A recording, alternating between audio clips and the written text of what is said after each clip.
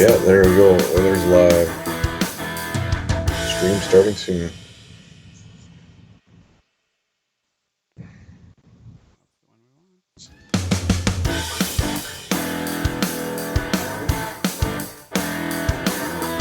Oilers Live Podcast.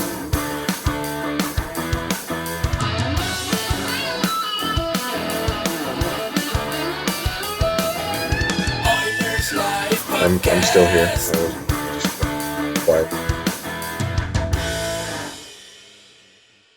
Mics are hot. We're going to be going on right now. I have no idea. Now, get ready to talk hockey. Streaming from the Oilers Live Studio.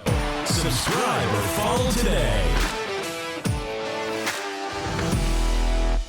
Hey, everybody. It's Michael here from Oilers Live. I just touched my face. Go figure. And I didn't use any of the fancy antibacterial cream that I've got. Maybe I should do that next time. I've got with me Megathread Mike Dursa. How you doing, Mike? I'm doing pretty well. Relaxing, taking it easy. Not much sports to watch unless you're watching YouTube videos of old Oiler games like we all should be doing our homework. Yeah, doing good. Like we all should be doing our homework, eh? Yeah. Yeah. What was the how was the game tonight? Oh, super quiet, I'm told. Just hold on. Hold on. We gotta turn some shit up. All right. Glenn, can you hear me now? Mr. Ma. I see you on there. We've got a few people on here. All right, let me know. Just hold on. We've got some serious audio issues going on. I've got nothing. All right, let's just see what we got. How about now? This should be good. I had to turn the microphone up. It's been a while. It's been a while since I've gone live, and so I don't have much in the way of audio. Mike, your video's frozen, as you know. I'm seeing. Yeah, you're seeing that. So at least we didn't get you in some compromising position there. Is that that's Yakupov behind you, the picture there, right? Yeah, there's a Yak picture. There's a Grand Fuhr picture. Yeah, in the corner. All right, that's cool. All right, so you know what? We really got no hockey to talk about. What have you been doing with yourself? I mean, you know what? It was a real kick in the nuts today when the reminder came up that which Mike Glenn Moss says still too quiet. Mike is okay. Jeez. Yeah, thanks. Thanks, Glenn. Thanks, Glenn. No, I have no idea which Mike we're talking about. All right. And he probably doesn't know. He probably can't tell the voices apart. Say something here, Mike. Let's get these audios up properly. Well, yes, what I've been doing with myself, I guess last night I had my men's league. We started our playoffs. I play men's league basketball. Um, and, game went on. And then this morning I find out we're supposed to have our second game of kind of this little mini 2-game series. Like it's a 2-game total point series. Was supposed to be on Tuesday, but the referees in Grand Prairie have kind of shut it down. So our season, much like the Oilers right now, is on pause. So Yeah, I play in 3 different hockey leagues, and each of those leagues just sent cancellation notifications today. So, not only when we had the lockout, when we had the hockey lockout, I could go and I could go play hockey. I mean, when during the lockout, I think I played 96 games. I counted, and then the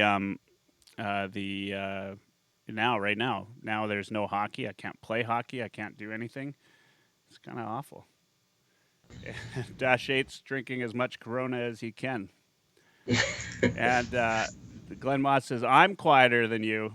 That's almost unheard of. Let me turn that microphone up. He's gonna eliminate it for all of us. Can you hear me better right now? I'm turning the volume up here a little bit. You kind of sound the same level to me. All right. How on my about end. now? Any better? Pretty much the same. All right. Well, you know what? You guys probably want to listen to Dursa more than you want to listen to me anyway. Right, fair. that's it. Oh, man. So I'm going to just play around with a few things and try to get this up. So there we are. We've got no hockey going on. The Oilers are sitting in second place, currently 4 points above the Flames. What's your gut tell you? You think we're going to get the season back? Any playoffs going to happen? Yeah, my thinking is that this is going to be at least a 2 week nice background. I'm stockpiling here. I'm thinking, that this is going to be easily 2 week hiatus here, and I would not honestly be surprised if it's 6 to 8 weeks. But yeah, I think the show will go on eventually here, and I don't think they're going to just skip the rest of the regular season, go to the playoffs. If any adjusting gets done, it'll get done with the times in between games, and you might go from best of sevens down to best of fives or even best of threes to decide playoff series. But I think that they will get it in. So that's a good question, right? And I'm going to open it up. Like, we can take phone calls tonight. We've got really. I mean, the reality is there's no hockey. There's not much to talk about. We could talk about what we think may or may not happen with the season. And you know what? I mean, let's just have some fun tonight. And so if anybody wants to call in, they can call in. It's 587-907-5483, and that spells out 587-907-LIVE, 5483. And you can call in, have a chat, talk some hockey if you want, talk whatever. But the reality is I know it's hard to believe, but I don't make any money from the podcast. I know how professionally produced it looks and everything. But I can't believe you there, Michael, because I see at least a semi-trailer load of toilet paper behind you there. A semi-trailer load of toilet paper behind me. That's how I make money. So the reality is I'm going out, doing my job, doing the things that actually pay the podcast bills. And you know what? It's stressful out there. You just go onto Twitter, and it's stressful on Twitter. And everybody's all we want to talk about right now is coronavirus, COVID-19. Everything's being canceled, right? No hockey, no anything, and it's just kind of. It's kind of been depressing, right? And there's a lot of stress. I asked my team to work remotely this week, and there's a lot of stress, a lot of uncertainty. So just want to have a good time, talk some hockey. So if you want to talk to Mike and I tonight about anything hockey-related, sports-related, or otherwise, Glenn Moss says I should make money selling the TP behind me. Damn rights I should. Whatever it is you guys want to talk about, call in 587-907-5483. We can get you on with the Mike and Mike show. Quick thing here. Just wait. Hold on. Talk to the crowd, Mike. I just want to. You know, I don't know if people can with see this this here, but with this whole thing, it's almost reminiscent of 9/11, and I think I think we all learned, like, if you turn on CNN or your whoever you get your news from, or Twitter or whatever, and you get kind of fixated on watching the same news cycle and the same stuff over and over again, I think that's one surefire way to drive yourself down. So I think it's sort of important to get outside of that and do some things that you like, that you know are fun, and try to keep your spirits up. I think this more than anything, it's important to kind of I said it on Twitter the other night, almost take a page out of Bill and Ted, from Bill and Ted's Excellent Adventure, and just be excellent to people. Like, people need other people to help them get through this. It's not about you and your family totally. I mean, that's definitely part of it, but it's about trying to get everybody through this. It's a hard thing, because I was thinking about this the other day. A lot of our grandfathers, and if you're old enough, maybe your dads went to war, to fight against an enemy that they knew. They could see them, they could hear them, and they knew that they were out there. Well, this is kind of similar in a way, but you can't see it, you can't hear it, but it's out there, and it wants to prey on you. And that's the scary part. So, I think I wanted to put on this little show, me and you, tonight, to kind of break the tension and talk about other things. So that's, I think, the last I'm going to touch on the on the bad part of it. So let's have some fun. yeah, no, 100%. Couldn't agree more. I mean, we just need to, have a little bit of fun tonight, and there's lots of Twitter folks up there, that we got to interact with at. I did. Lance Maxwell's on, by the way. He says, "Did you check out tonight's post game cartoon?" He tagged me in there. Everybody go to @OilersLive. I'm gonna retweet it, Lance. Always good. You always got some good cartoons. We just need to, like, kind of as a group, and we had. Of course, this is the first time that I've done the podcast since we had the Oilers Live Cup, and we just need to kind of get together as a group, and there's a lot of great people that we got to meet and have some fun with. And for those of you that missed it, you missed a hell of a good time. And we raised over $10,000 for Heart and Stroke.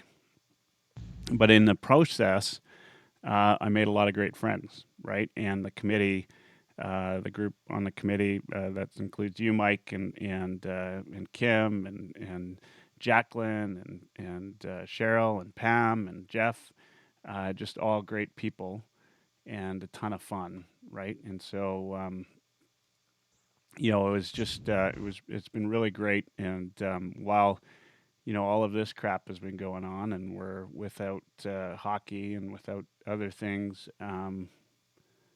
It's just been really really good. One of the things I want to talk about, I'm just sort of scanning Twitter while we're sitting here talking. What's your thought on this? First of all, big shout out to Mark Cuban, right?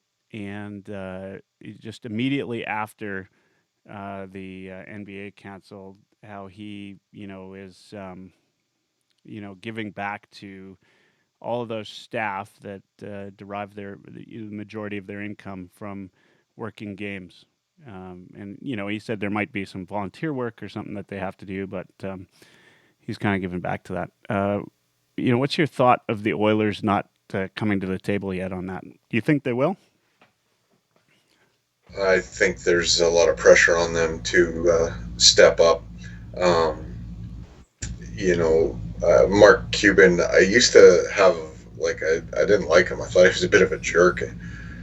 but the more and more you kind of see the things that he does and the way that the man operates, he's a pretty awesome individual. Um, the thing that's blowing me away is guys like Kevin Love saying that he's going to contribute up to $100,000 for the um, staff in Cleveland there, and Zion Williamson. I mean, the kid's a rookie, and he's saying he's going to do the same thing in New Orleans. I mean, these are athletes. That's not their responsibility. Owners should be stepping up ahead of the actual players. But either way, it's just an awesome notion. And yeah, I really hope Daryl Cates and crew follow suit. And really, you can't really delay on that. Some of these people that work in those kind of jobs, they need that money. That's paying their bills, right? So, um, why wait? Do it, and don't tell us you can't afford it.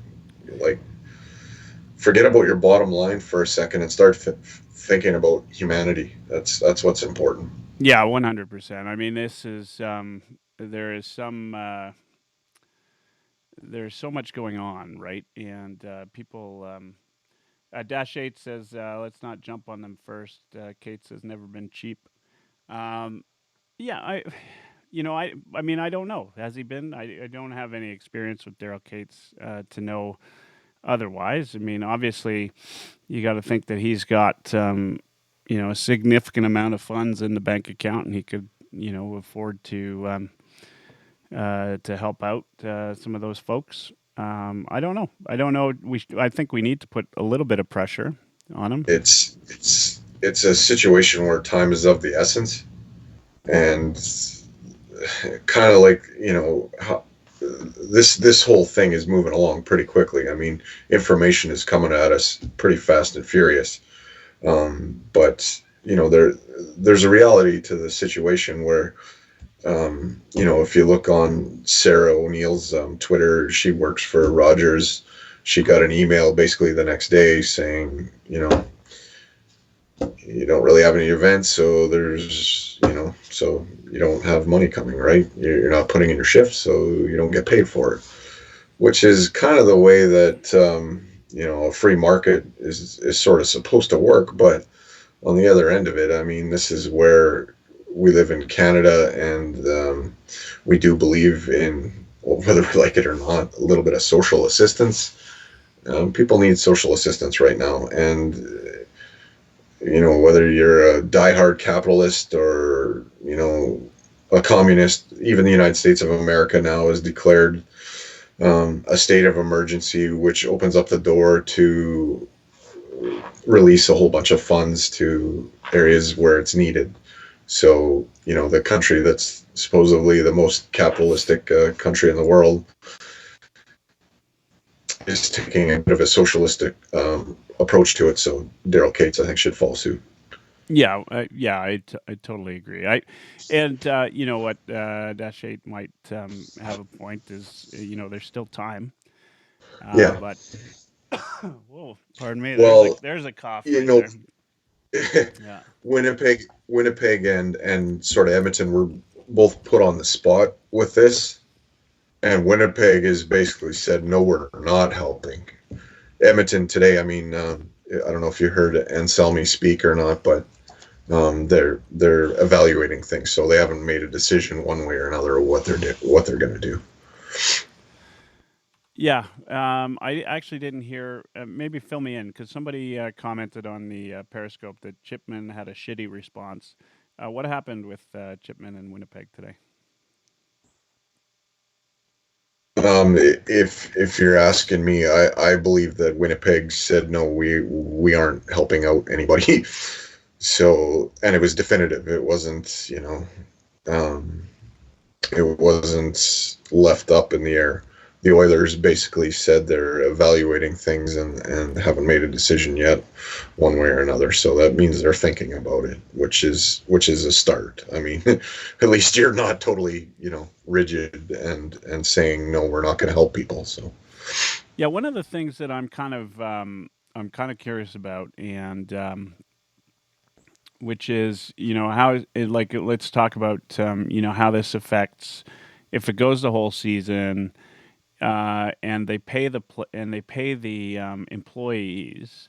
Does that come out of, I'm curious, like, does it come out of hockey related revenues? What does this mean? I mean, we were talking about the salary cap going up for next year. What's your thoughts on how this might affect the team? Um, you know, there's a lot of layers to your question, really, because let's face it, right now, Rogers Place is pretty much a huge building that's vacant, right? So you had the announcement of Live Nation, kind of almost the same as the Oilers, suspending concerts. Not sure if they're canceled, reschedule, or what the whole story is there, but so there's not really anything going on in the building other than probably the press conference today by Tom Anselmi. So, um, that that puts a strain definitely on Daryl Cates, sort of the Edmonton Oilers in a sense. I mean, they're a big enough operation where a little bit of this is definitely survivable. But nobody wanted this. But it's not something you can control, and you can't just push things through and risk people's health. So you hopefully this thing gets sort of solved in the near future, and things cool down, and you can get back to kind of business as usual and get going again. The thing I saw, I think, today was that they're taking this pause, but then they're also going to have to, after that's over, have some practices and basically another training camp before they start playing again. Yeah, that's the. I mean, and that's the other thing that I'm kind of curious about. Like they've had, I've heard a couple of different things, and to be fair, I should say that I haven't. I've had other concerns lately that aren't hockey related, and I'm screwing up my. I need a producer. That's what I need. I'm not going to make any money until I have a producer. We got to expand the show. That's right. Um, what there's a whole bunch of different things that I have been thinking about, and I don't really know the answer. I mean, I've heard one of the concerns is, what do these young guys do now that they can't go anywhere? They can't go for skates. They can't get to the ice. There's some concern that they might get into trouble, which a guy, that's, 23, 24, making millions of dollars a year and nothing to do. That possibility is always there for sure. There's the salary cap, of course, that we talked about, and then I guess there's just so many things that I don't even know if they've even talked. I'm sure they're talking about them now, right? Having conference calls probably on daily, but this is. Window Liquor says McDavid has a McMansion that has a McGym he's going to be training. Yeah. And a Mick outdoor rink that'll have ice because it just got really cold again. Yeah. Yeah, that's right. Yeah, I mean, some of these guys are going to be all right, obviously. I think the Draisaitls and McDavids of this world are going to be all right. I wonder, like what's has TSN reported on what Matthews is doing yet? I think TSN turned into the 24 hours Austin Matthews watch yet? Probably sometime soon. I think it was into strongman competitions yesterday already. Well, you're going to be watching a lot of poker, right? Like poker, and remember in a lockout, like poker became the thing. Like that was on every, and that's going to be the deal now. I guess is the XFL still going to carry on, or have they? No, they're done. They shut her down. Okay, yeah. WWE as well. They're not back till next year. They've wrote off the season. Yeah. Okay. The only sports that I know of right now that is still or was as of last night, going ahead right now, is UFC is supposed to happen tomorrow night, which is crazy. I mean, that's real close contact, and that's all it is close contact. So Yeah, I think that that's kind of crazy, right? I mean, when you think that a couple of guys in the NBA, have contracted.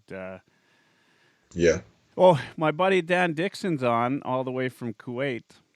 At Dan Dixon, welcome. Glad to see you on there. Glad to see a name from the past.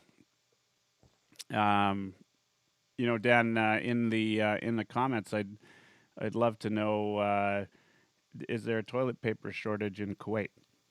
Let us know, because it's crazy. It's crazy how much shit is going down here. that pun is Gene Principe level, Michael. That was good. Yeah. That is Gene Principe level. You know what? Like, I think anybody that's tuning in tonight, you know how like hard done by you are for hockey. That you just kind of sit and you tune in because there's nothing. There's like, what are you gonna watch? Like Friends on Netflix? People are watching Friends, I'm sure. Uh, I just don't know what to do, and it's honestly the hardest part for me is the lockout last time. I said this before. Lockout last time, I just went and played hockey. Right. In fact, I was probably as fit as I was ever going to be because I had the chance to go out and play hockey and do all these things and just play, and now everything's canceled. Like, whether you want to be on isolation mode or not, you just are.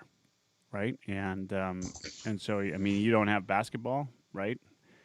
Yeah, I know it's Yeah. Like, I don't even have the postponed. choice to go and fist pump people in the lineup at the end of the game. They're just saying no. My our rec center here in Grand Prairie, there's a kind of a gym, a walking track, a weight room, and a twin ice arena. That facility is closed right now, so that really, really makes it tough for anything athletic to happen. So Yeah, and who knows when it's going to reopen, right? Obviously, I think that this is some element of what we're going through right now is going to be the new norm, right? Like, this doesn't end with COVID-19, right? This is something that's if it's not the coronavirus, it's going to be something else, and so we need to figure out how to live life under these circumstances. Um, and make sure that we're doing the right things and washing your hands and doing all those things.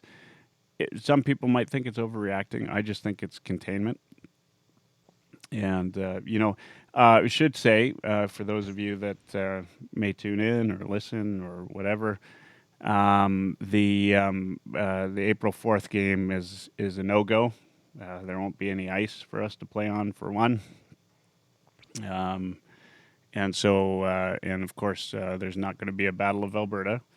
Not likely on April 4th. Who knows? Who knows what's going to happen with that? What if the playoffs happen today? Do you know what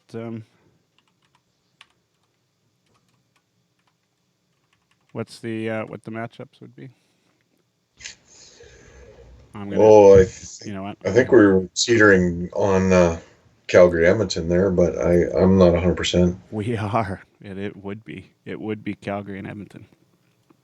So let's get back to talking a little bit of hockey. I am going to go. Just hold on. If you are, oh, that's the wrong one. I got the wrong one. I really need I need a producer. That's what I need. Maybe during this whole thing, I could find a producer, somebody to help produce the show. All right. So remember, everybody, that if you want to call in and just chat and have, have some fun times and enjoy yourself, call in tonight, 587-907-5483. We'll get you on the line. I want you to look on the screen. This is probably one of my favorite links that I have. It's ESPN.com/NHL/playoffs/matchups. And what it does is it takes all of the like the current standings and it puts them into what the current matchup would be. Right. So if the play, one of the also I should add that one of the great tweets that I've seen over the course of this this was somebody tweeted out something to the effect of I will never get mad again at somebody when they say what would the playoffs look like if they were played today, right? Because we might find out, right? And so if let's talk some hockey in the East, matchup number one would be Boston at Columbus. Now those two have played twice this year, and Columbus came out on top. Glenn Mott says we should have filmed the Oilers Live Cup and sold the rights to TSN. Damn right, that would have been a good idea. It was was some stellar hockey. Okay, so Boston and Columbus. Who's your pick? I would take the Bruins in 6. Bruins in 6. You're probably right. In fact, you know what? I know that Columbus won both their games this year against Boston, but yeah, I think that I just don't think that Boston is going away that easy this time. All right, okay. So Tampa Bay and Toronto would be the next. That would be really really Both shitty in for 6. You think so? Yeah. Yeah. Or shorter. Yeah. Do you think? I mean, I think the sky would fall if Toronto loses first round again, right? Like, do you think that Dubas loses his job? Do you really, or do you think fans in Toronto kind of accepted that their team really isn't what they've been sold? Well, I mean, that's definitely part of it. I think, it's just that, love them or hate them, the Maple Leafs have 3 amazing players, right? Yep. And you just can't. I don't know. I like how do you screw that up, right?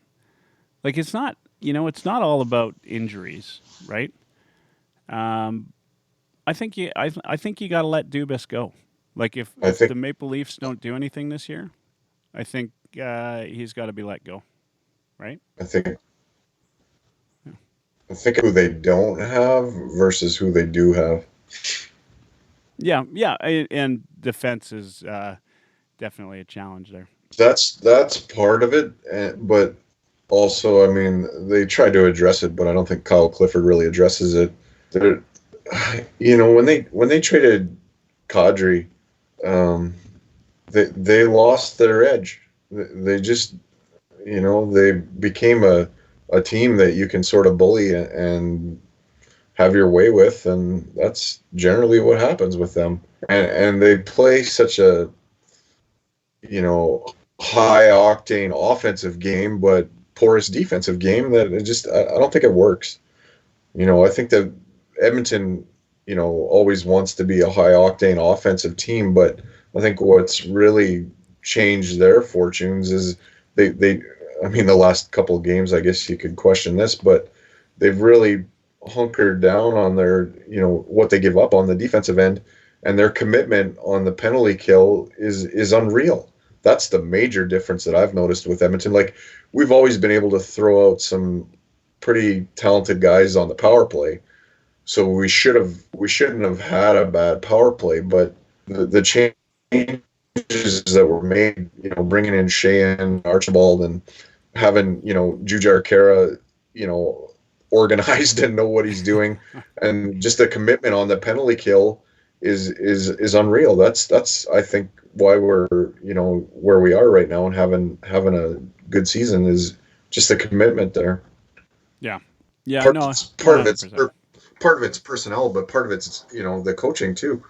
I think we have a pretty good veteran, not just Dave Tippett, but the whole cast. Yeah. Well, let's keep talking about what Toronto doesn't have. Let's go back to the matchups here. Okay, so you take T-Bay in 6. I might actually take T-Bay in 4 or 5 if they play that matchup today. Washington and Carolina.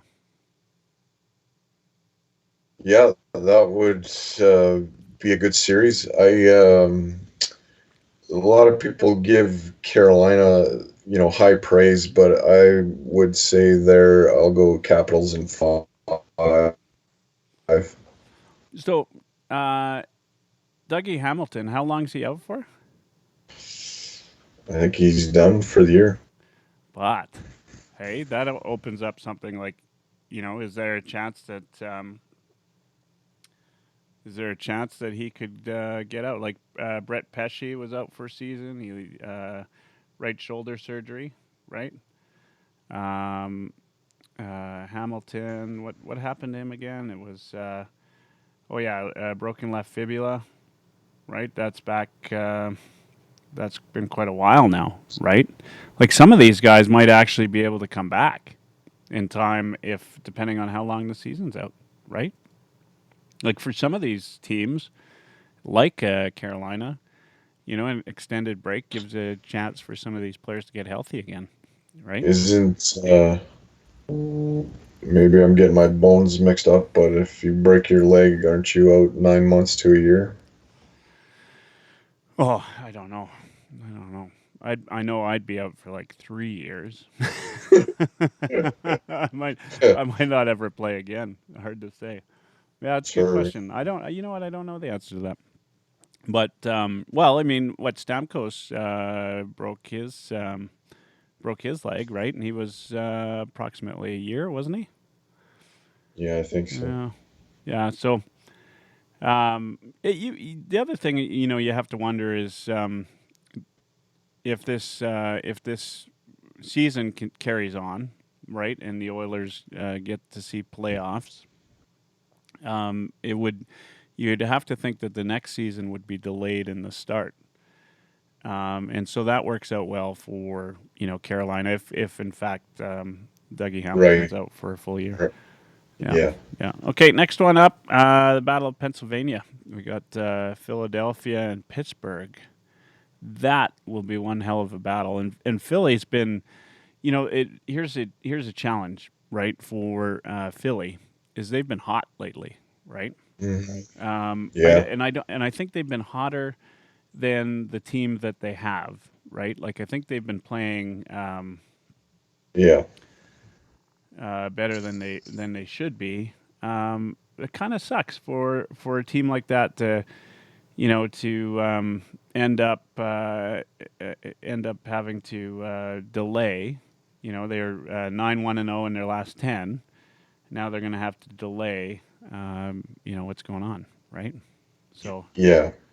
I just in doing that, I went to the TSN site, and the headline that I saw is NHL urges players to self-quarantine to help save season.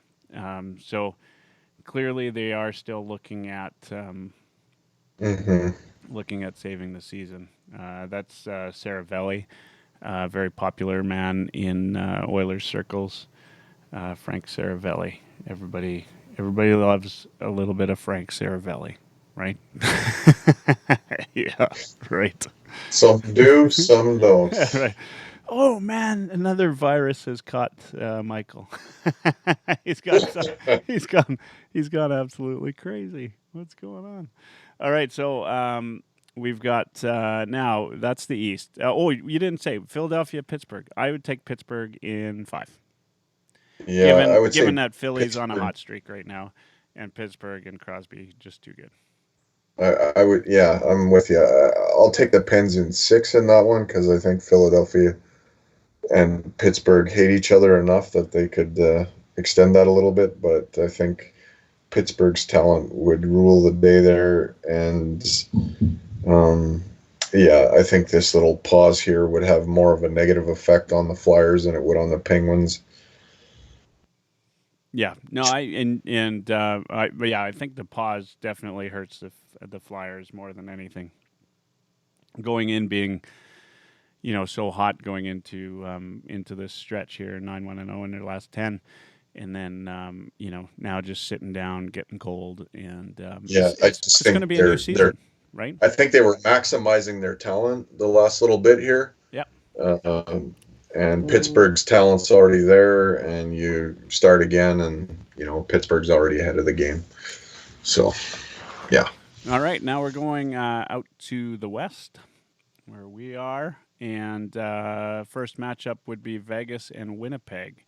The Jets have won two of the games that they've played against Vegas, winning the first one in overtime, and then shutting out the Golden Knights in March, not that long ago, 4-0. Yeah, that was last week. I remember that game. And so if I'm to take this, I would definitely take Vegas hands down. I just think Winnipeg's maybe shooting above their weight right now with some of the players they're missing. Knights in 5. Knights in 5. Yeah, I'd Yeah. take. I think that'd be fair. I might even say a sweep. Yeah, Sea of White gets Winnipeg a win. Yeah. I think that's probably reasonable.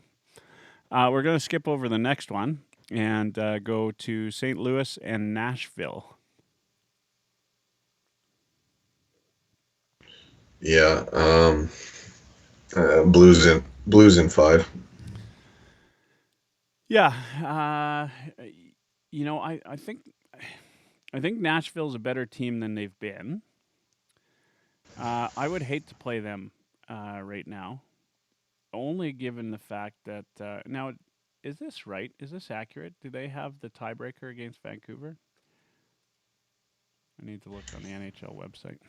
Is it them or is it Winnipeg? Or Vancouver, right? Because there's I know Calgary's got 79 points, and Nashville, Vancouver. Let's just have a look. I'm going to go to the NHL site because theirs is always accurate. Yeah, Nashville's got the tiebreaker over Winnipeg or Vancouver. Okay. So if the playoffs were to start today, based on the standings, Vancouver would be on the outside looking in. Yeah. If only Nashville or Vancouver had played another game, that same rule might apply to Calgary. Damn it. It's like a conspiracy to let Calgary in. So we've got St. Louis and Nashville, and you figure St. Louis in how many? 5. 5. I think I really feel so. Preds won every single game against St. Louis this year. Not that means anything. The last two were back to back in February 15th and 16th. I've got to think that one would go 7. And I think it's a coin toss. And there's a lot of reasons. One is, Nashville's second half has been much better than their first half. They came out of the gates absolutely horrendous. I think they took a little while to find themselves. They're still a good team. Like, everybody kind of took them to be near the top of the division early on. I'd say that goes 7. I'd probably still side with St. Louis, though, for sure. Colorado and Dallas. That sounds like a terrific series. That would be good. I would have to take Colorado. Cale Makar, I think, would be outstanding, as would arguably the second best player in the league today, Nathan McKinnon. Or maybe third, I guess. Third best player. He was. I will give it to until Draisaitl kind of took off with things. McKinnon looked definitely like the second best player, but you gotta. Draisaitl's just been so good, right? So that's for another podcast when we want to up the level of fun and humor in there. So who would you take in that one? You know what? I'm gonna go Stars in 6 games. Stars in 6. I would go Colorado in 5 or 6. I Yeah, think no, Colorado, just from a playoff standpoint, they're going to come I out could. flying. Uh, uh, Colorado's a high octane team, and they kind of dummied Calgary last year, so you might be onto something. But sometimes Dallas just plays such a stingy type of hockey that they'll beat you 1-0 or 2-1, or it's almost like Minnesota Wild a few years ago revisited. But there's some skill there. So if Dallas shows up, I could see them winning a series. Yeah, yeah. No, you're right. You're right. I mean, Dallas has got a good team, and they're playing well back on the stretch. I'm really the downside to having any type of suspension, even like this, where it's just for a few days, but they're not out there skating. Any momentum that you had is gone, right? Like it's like a brand new season. I think it's completely 100% like a brand new season right now. If they were to start next week, even, right? Yeah, Yeah.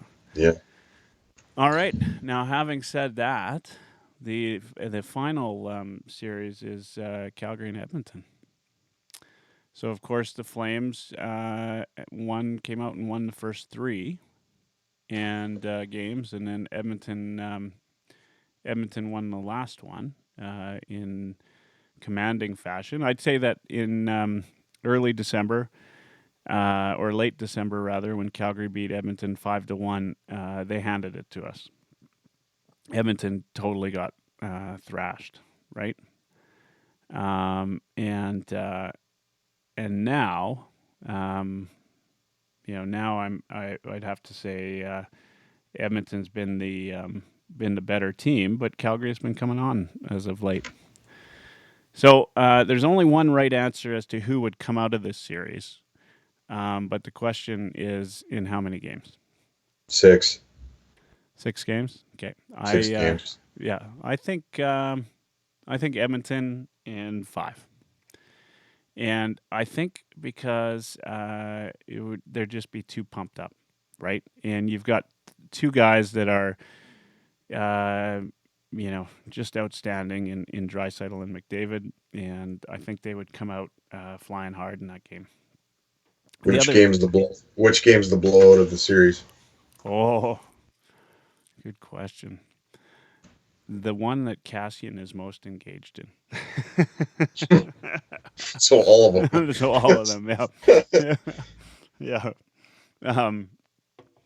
The only thing that, and as much as I hate to say it, the only thing that would make a difference in that series is how Tkachuk plays.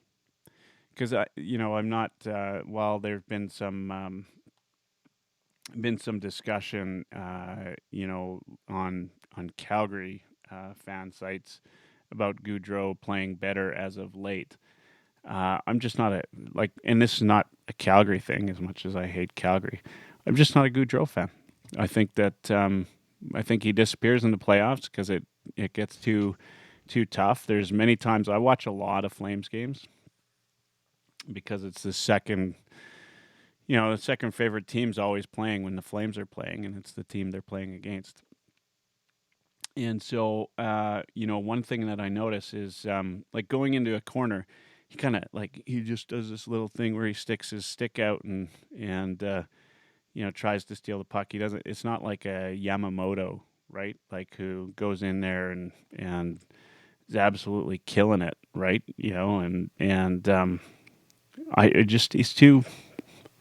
He's too soft for the playoffs, right? So I don't think he's a difference maker.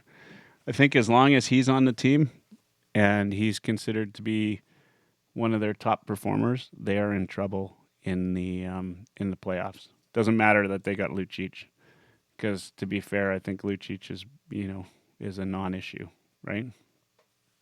Yeah. Yeah. No, I agree with your sentiment there. It just, I mean, Calgary used to have number 14 that was kind of similar I mean, he was stockier than what Gaudreau is, but he would go into the corners. He would hit people. He would make things happen. He wasn't bashful at all. He was almost like an abrasive player. And Gaudreau isn't that way. He's timid, and I just don't. I agree with you. I don't think that wins you games, and he definitely has some skill when the puck's on his stick, but when it isn't, he's not the guy to go and get it back. So Yeah, yeah, it's in that kind of play just doesn't work in the playoffs. So now we've gone through all the playoffs. Were how they would look if Glenn Moss says Oilers in 4 sweep. You know what? I would love that. I don't know. I mean, this would be. Yeah. Who am I kidding? I would love that. you'd always love that, but Yeah. is it realistic? Yeah. I would say if it started right now, we've got home ice and we win game 1, and Calgary might win game 2, and they might win game 3. You win game 4, and you close it out at home. Like, Yeah. I mean, you just don't know. And the problem though in playing like a rivalry series like that is a lot of times it comes out to who's the most fired up, right? Like who's it's sometimes it's less about who's the better team and more about who I comes out think all fired up. I think that has an effect in the first couple of games, but as it sort of wears on, I think it comes basically down to talent. I think that's why we'd win the series. Hey, okay, so we've done the current playoff matchups if they happen, and I think we got. Let's maybe keep her going for about 5-10 more minutes, and then call it a night. Sure. At least from a podcast or a live stream perspective, we can still be out there saying our Twitter shit like we always do. But what do you think about? We were talking about Dubas earlier. Chayka in Arizona. What's your thoughts on him? Does he have a job next year? Man, yeah, I don't know. How much leash do you cut the guy for something that happened that's sort of beyond his control, or do you still line him up and cut him down anyway? I don't know. Like are you thinking about Kemper? Yeah, exactly. So Yeah, like they seem to be. They acquired Taylor Hall, right, and scared everybody in the Pacific, thinking they were going to run away with it. And then Kemper went down, and so did their season, pretty much. And they're hanging on by a thread, I think, right now. But yeah, it doesn't look good. I mean, but Kemper's back now, so do you make a late season charge, squeak into the playoffs? And the other thing that goes through my head is, how much do they actually even really care in Arizona? Yeah, they don't care, but I mean, you need in Arizona, you've got to figure you need a playoff game, right? Or 2, rather, right? Like in order to break even. I haven't looked at the numbers of the teams in a little while, but without with the fan support that they get, which is next to nothing, you got to figure that. They absolutely have to have playoffs in Arizona. And You ever listen to Stauffer's level of disdain for Arizona? no. He brings it up quite often. Like he's, when the Oilers were having trouble and they were getting money from the league, there other owners sort of had. I don't know if it was really talked about, but Edmonton didn't go out and sign the best free agents they could find, right? They sort of stayed down low because they needed help to survive. Well, Arizona wasn't doing that. They would sign whoever. And, basically on the rest of the NHL good teams' dime. And if you pay attention to Stauffer, there is a huge level of disdain he has over the whole thing. And he brings it up pretty frequently. Yeah. Yeah, I mean, yeah, Stauffer gets on some things, and there's no doubt that he's he's like all over that. That's his thing, the thing he hates the most, right? Yep. Uh, that's I know, but I think back to the original point, which is if Cheka doesn't get a playoff game, right? Like I just don't think that you can as a team keep him around, right? Like he's got his chance. They there's not been like Kessel hasn't been that great, right? No. No. There's nobody's performed to the level in Phoenix that you would expect them to perform to, or in Arizona rather. I guess that's what they're going by now. And all of these promises of this young guy bringing in analytics and putting together a team that really makes a difference doesn't really hasn't really affected much. I mean, they're in it to some extent, right? Like they're 4 points back, I guess. But like it's a failure. They paid money for Taylor Hall, right? They're I think I you mean know it's what I a think complete what failure. might drive the final nail into that coffin is what actually happens with Taylor Hall in the summer. Oh yeah, yeah. And that could lead to any number of different topics. Um, yeah, yeah. I mean that's quite curious. What uh, would you? I don't like. I still think there's people holding on to the hope that he might make it back to Edmonton. Right. I mean I just can't. I just don't know how. Ken Holland has done some amazing things from a wheeling and dealing perspective. I just don't know how he could make that one work. And I suspect unless we start up the game right away that the salary cap's not going up as much as they thought it was. So there's not going to be any room to move there, right? Yeah, there's definitely a lot of curveballs going forward.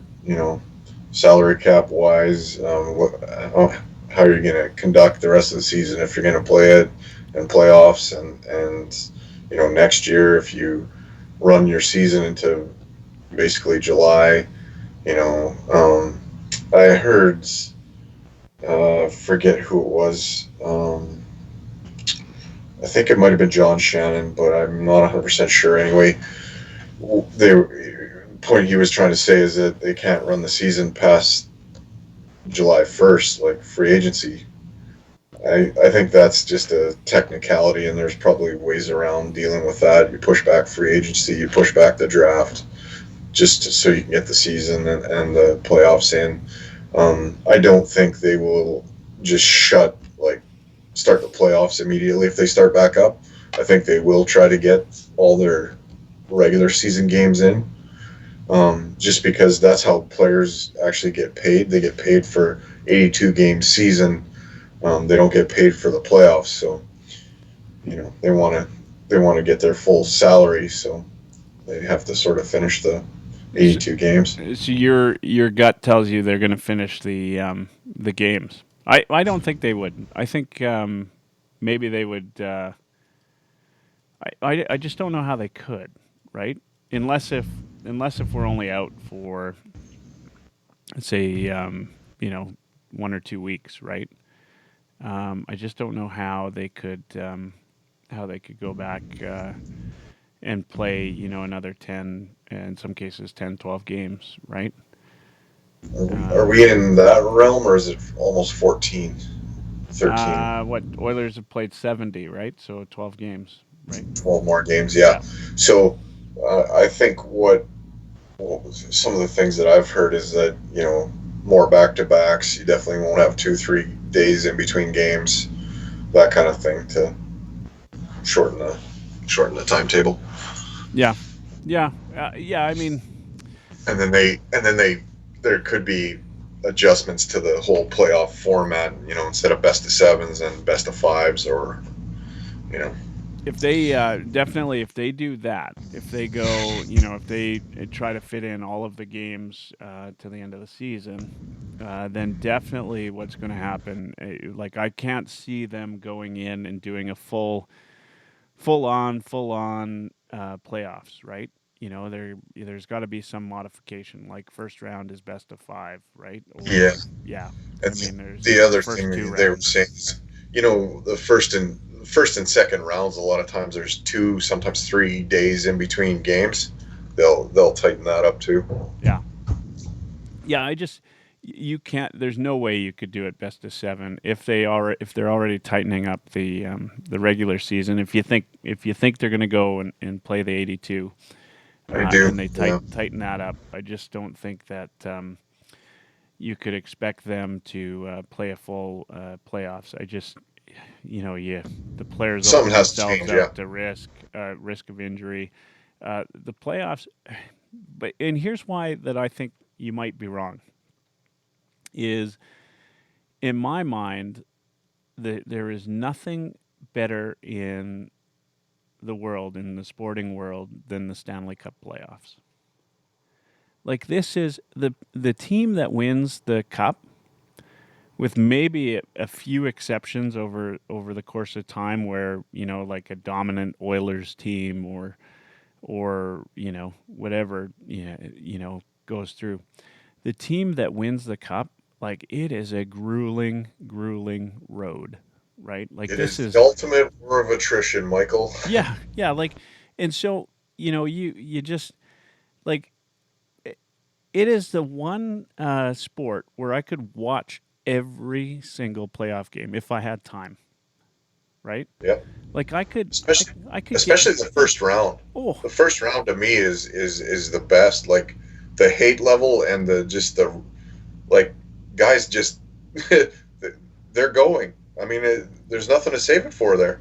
yeah, and so for you to for anybody to take out that take any of those games away, I just think I think that I just don't think they'd want to do that. I mean, there's yeah. I mean, I'll say it again. There's just nothing better than playoff hockey.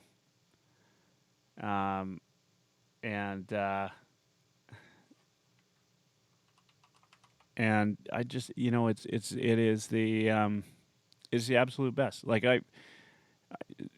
if we started the playoffs tomorrow, which the only reason we wouldn't is, and the only reason they play the full 82 is because of those teams that are the fact that in the West wildcard division, right, in the wild card, you got Nashville and Vancouver that are tied for points. Minnesota is only 2 points back, right? Yeah. In the East, it's not really the same. Well, I guess you got New York is a point away from Columbus. New York would have lost tonight though against the Oilers. So They did, didn't they? yeah, they, So they did. It was by the way, I'm announcing right now that the Oilers won tonight's matchup. It was 8-1. Draisaitl scored another 4-goal game, and McDavid had 5 points. Yamamoto is my 4th star. That's right. That's right. So, no, awesome. Like it's. But anyway, that's the only reason why I think that some teams that are right there in the hunt might say, what, we have to play 82, and they might make a real stink about it. But I just, if they do that and they shorten up the playoffs, I'd be really sad. Like, Yeah. Yeah, no, yeah, it's just the whole NHLPA and the salary thing that's the only part. yeah, yeah. So I mean, who knows, right? Like, who knows really what's going to happen. I think there's so much dependent on how long Yeah. this stretch goes on for, and Yeah. it's as many people have said, the crazy thing about it is the fact that, finally, right? Like we've got, a really good shot at making the playoffs. And then something completely out of the Oilers' control comes in Yeah, and just yeah, absolutely smashes all hope. yeah, Um, but but to be real, at the end of the day, I just hope everybody stays healthy and yeah. nothing major happens to Uh, I anybody. saw a tweet about somebody being sad and also angry. I understand the sadness part, but I do not understand the angry part. I mean, the human lives are at stake here. It's the game of hockey. I mean, it's our escape, and kind of the sad part about this is, when we went through 9/11 and all that, and people are scared, they're shaken, and all that.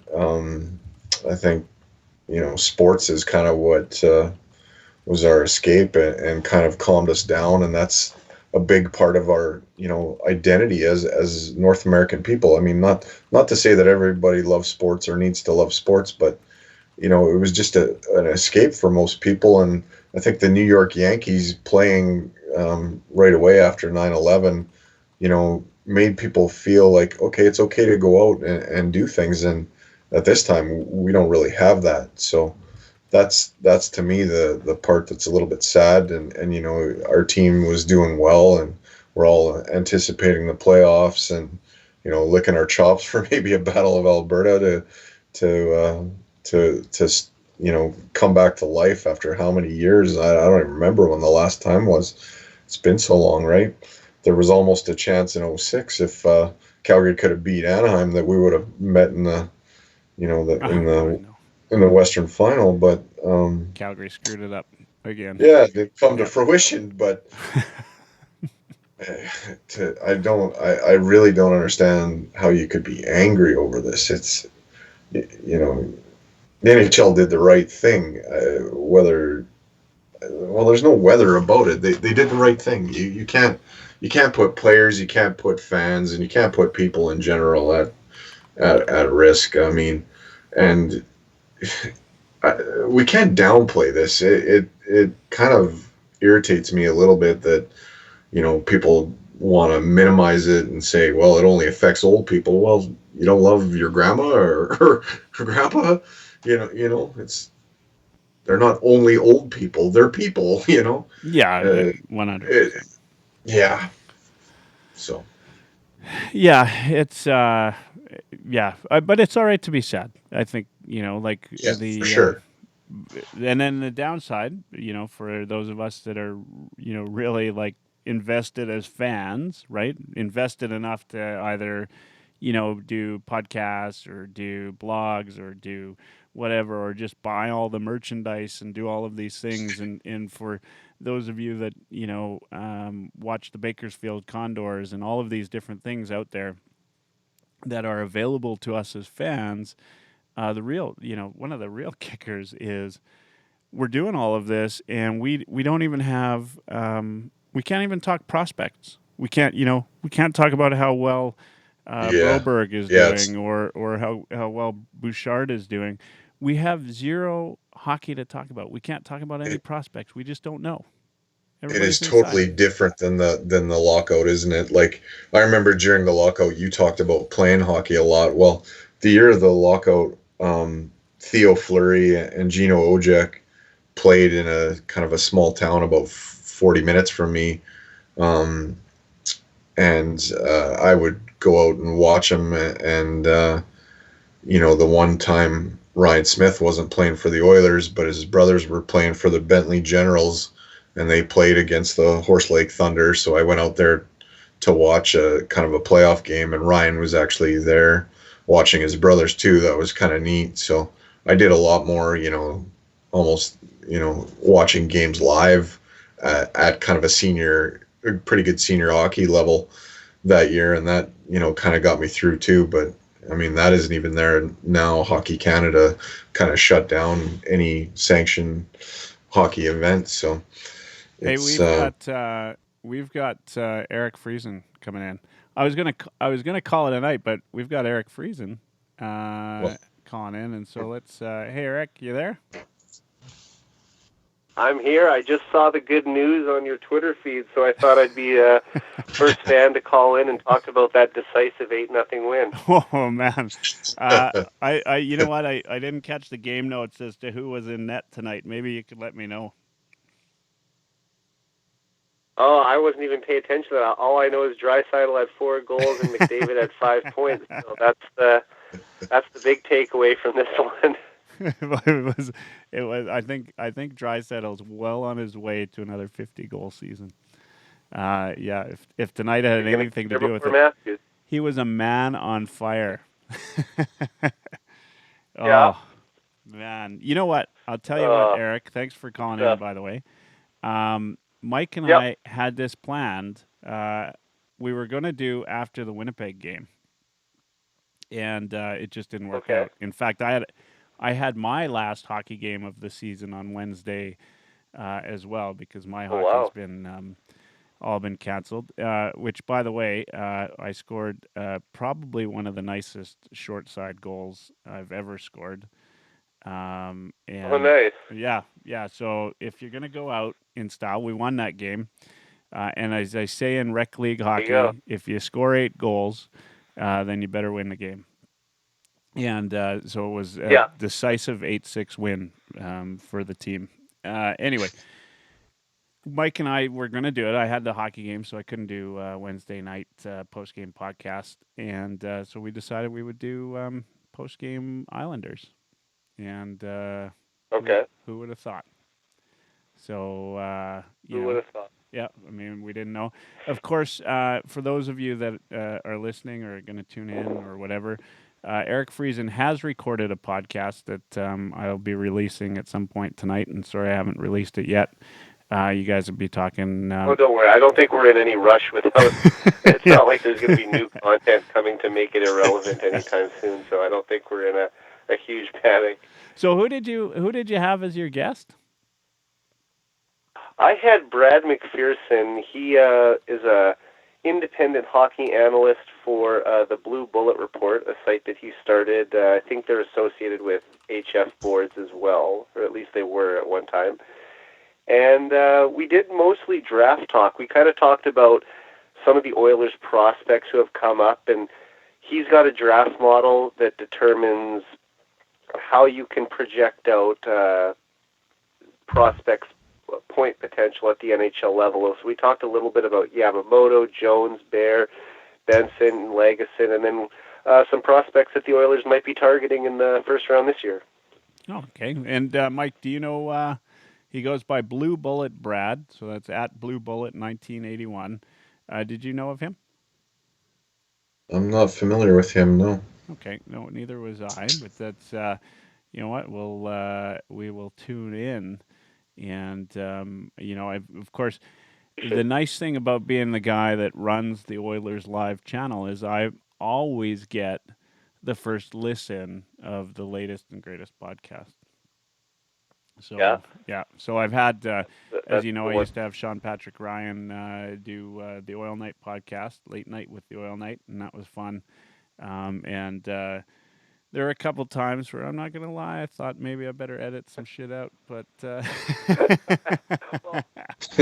it's funny you bring up Sean, because I guess Blue Bullet Brad and Sean know each other, and I think Brad said he might have been on Sean's podcast, or maybe they had just talked on Twitter a bunch of times. But we did bring up good old SPR last night and talked about some OHL guys, so that was kind of interesting too. Sean might like that.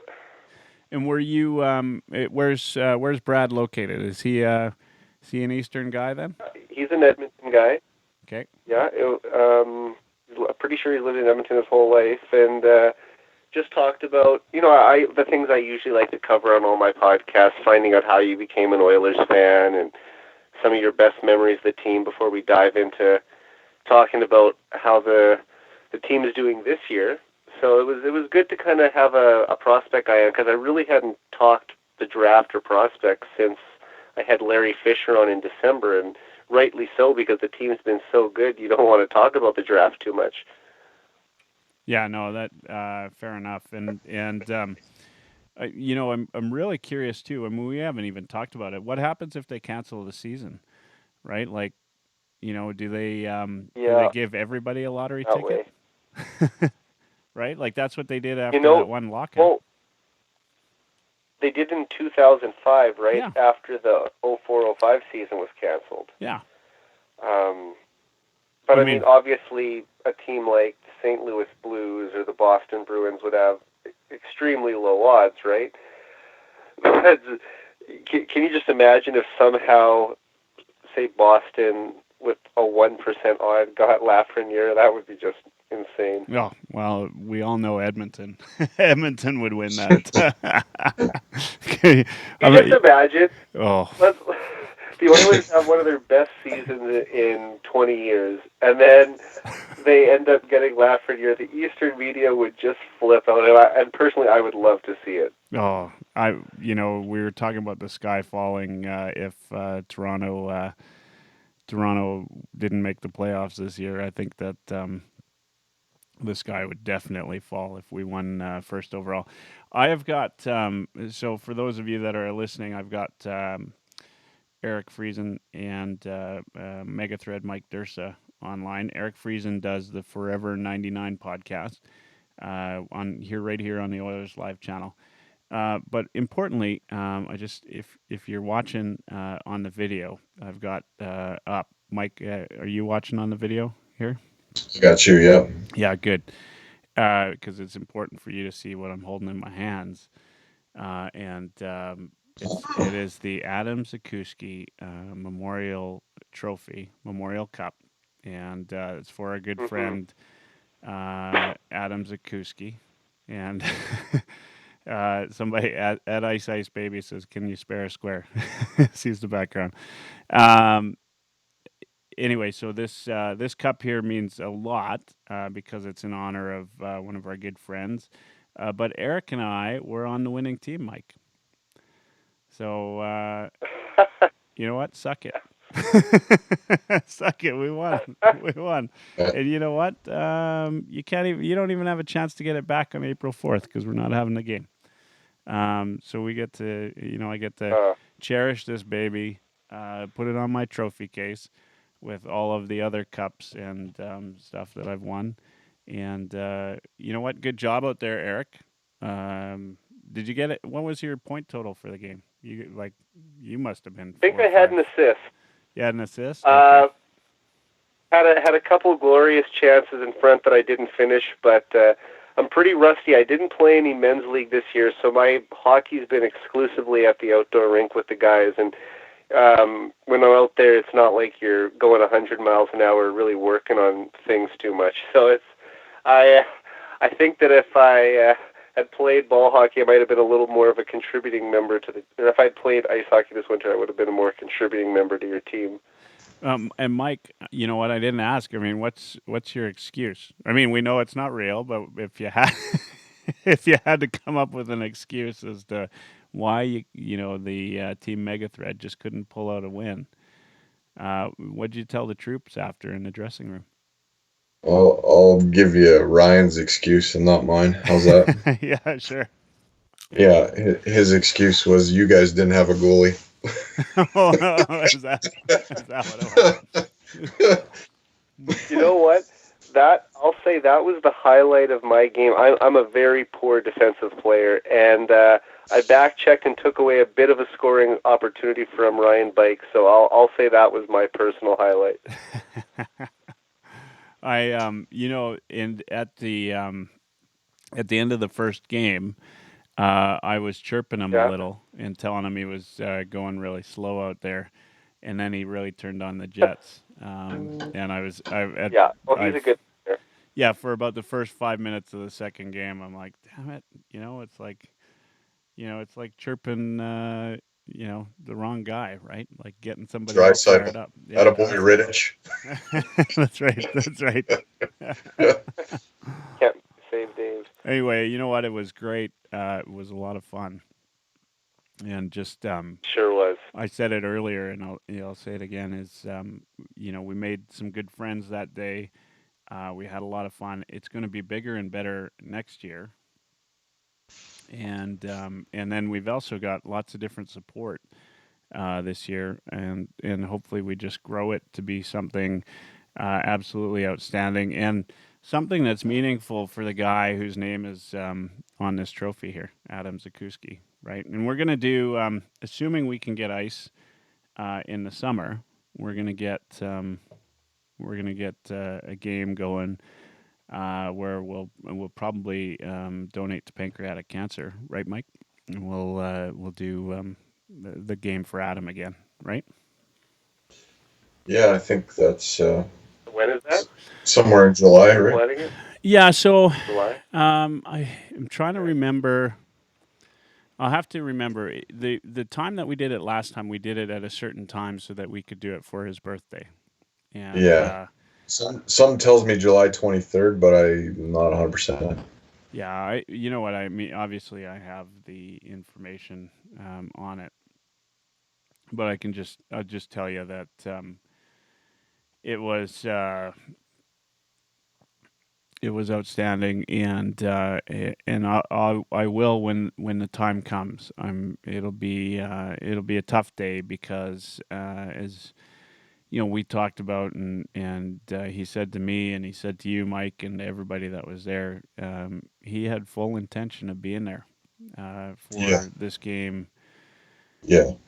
this year, and so you know, the fact that he won't be, you know, it's just going to be. So the last game was July 20th. So, and I think his Yeah. birthday was on the 18th or 19th. Yeah. We just did it on the Saturday so everybody could go. That's right. Yeah. So anyway, so we're gonna try again. You know, for mid-July. You know, assuming that we're through this Yeah. coronavirus crisis. And anyway, I just you know, it's gonna be a hard. That one's gonna be a really hard game. It was hard talking about him.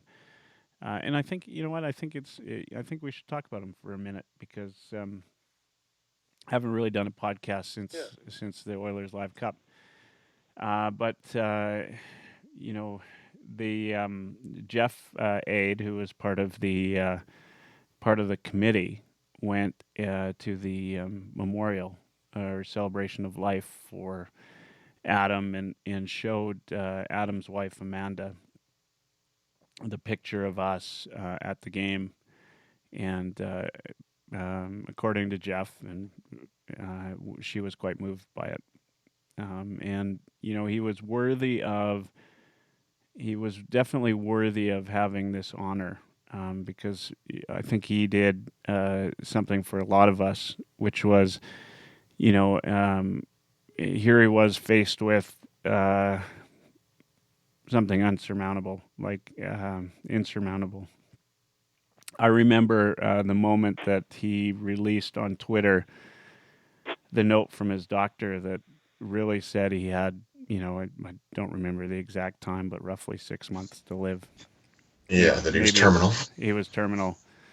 And he just, you know, that didn't stop him. In fact, I'm sure he had a lot of rough days. I'm certain of it. But right till Christmas Day when he passed away, as Mike knows, as I know, Eric, as you know, I'm sure, he was still, you know, on Twitter and interacting with everybody. And if you had asked him probably on Christmas Eve if he was going to be playing hockey with us in July, I'm quite certain he would have said that he was. You know, and that was kind of what he showed to us, is just how incredible he was in terms of living. You know, we called the last game living in the moment, and that's exactly what Adam did. It was pretty awesome. So anyway, you know what? Mid-July is going to be unbelievable if we can get that game going. I really hope, and hopefully we can get his wife and daughter out. That would be awesome. That'd be awesome. Yeah. So I don't, Eric. You didn't get a chance to make it out, of course, understandably, because you're located in Saskatoon. But I don't believe you weren't there, right? You didn't get a chance to make it out. I was there. I came to Calgary last April for the game, and this is the second one I've played in just Yeah, that's most right. recently. So wasn't able to get the time off work last summer to come, but I'd really like to be out there this July. Yeah, yeah. And Mike had some great stickers, which I still wear proudly on my helmet, which was puck cancer for Adam. And thanks for getting those made, Mike. Those were awesome. Yeah, just you know what, we're gonna have a lot of fun. We're gonna do it again. It's gonna be the way that he would want it, and that means go out and have some fun and play some hockey, right? Mike, the part that moved me, I think, more than anything. I mean, um, I talked to Adam, the day before he transitioned into the next, and he made a joke about Beaks and the Cobra chickens. Tell Beaks to watch out for the Cobra chickens. I mean, he had a sense of humor right till the very end. And he's facing the end, and I mean that part moved me more than anything. And the other thing that really has an effect and kind of a calm to it too is him reaching out to you and you asking, is there anything I can do for you? And him saying, I want to play hockey. It brings out the 8-year-old wonder little boy, that sense of wonder that we all have, and the sense of free and being on the ice. And you feel it when you're on the ice. Everything, for one, it's cold, it's a little cool, right? So and I think that cool calms you down and it settles you down. And I mean, it's such a childhood kind of love, but and soothing. And it was just so awesome. I mean, we almost take it for granted because I mean, I don't play as much hockey as I used to, but you're on the ice and you don't even think about it. But I mean, the guy's dying wish was just to play hockey, and it's so awesome, and it moved me so much. And you know you want to be a part of that. And I guess the hard part about the whole thing was the guy basically live tweeted his death. I mean, and he drew us all in. And there were days that were hard, but most of the time the guy was I'm gonna drop an F-bomb, so fucking brave about it. I don't know how you couldn't just sit back and just love it and be there for him. And um, I've told kind of his wife that from time to time when I can, I'm just gonna send her a little bit of money to help out their situation. And because we sort of live vicariously through this guy that we met kind of on Twitter, but we did get to know him. He did become real to us, and that memory is gonna be there. And yeah, he's part of our, I guess you'd call it, our Oilers hockey community forever. Yeah, absolutely. And the fact Definitely. that Low Tide would have me on the show to talk about him Hmm. just shows you that he transcended what we talk about and what we do on Twitter. Just phenomenal. Um, so you know what, I think that's great. Guys, I think we're it's about 12:15 now. It's getting late. Um, I want to thank you. Thanks, Eric, for calling in. Always good to hear your voice. Always good to talk to you. I'll get your podcast up right away. Maybe not tonight, as it's getting a little late. Maybe in the morning. Mike, as usual, always fun to chat with you and talk hockey. And today we talked, a ton of different shit. Hopefully, let's continue to do this while we can. Hopefully, people get something out of it. Because there's a lot of crap going on right now. a lot of stress, a lot of everything, a lot of questions, right? And so, if we can get on here, have some fun, maybe some other people call in. Uh, I'm not saying Eric. And I'm not saying hopefully other people call in other than you. I want you to call back in again, and maybe the three of us can host, a show. I would like to do this somewhat regularly. Keep people coming and occupied, and just do something until we get a real sort of cadence going on these. There's not, what? The reality is if I'm not podcasting, right, or doing live streams, we're not doing anything else right now. And so let's do this, have some fun. Maybe I'll have different rolls of toilet paper up next time behind me, or That backdrop is priceless, though. I got a good laugh when I saw the background tonight. So, just let's have some fun. I don't know what we're gonna talk about over however long this goes. We'll find some fun hockey stuff to talk about. Maybe we do a segment on top 10 Oiler moments. Maybe we do, who knows. Cool. But whatever it is, we're just gonna have some fun. And then I know, Eric, I don't know if you've got any more guests planned for the next little while, but that'd be good I've got too. one next week. Ryan Swain from TSN 1260 will be coming back. So my first repeat guest. Awesome. Yeah. And, I haven't listened to 1260 or Stauffer since the news broke. Those guys all need something to talk about too.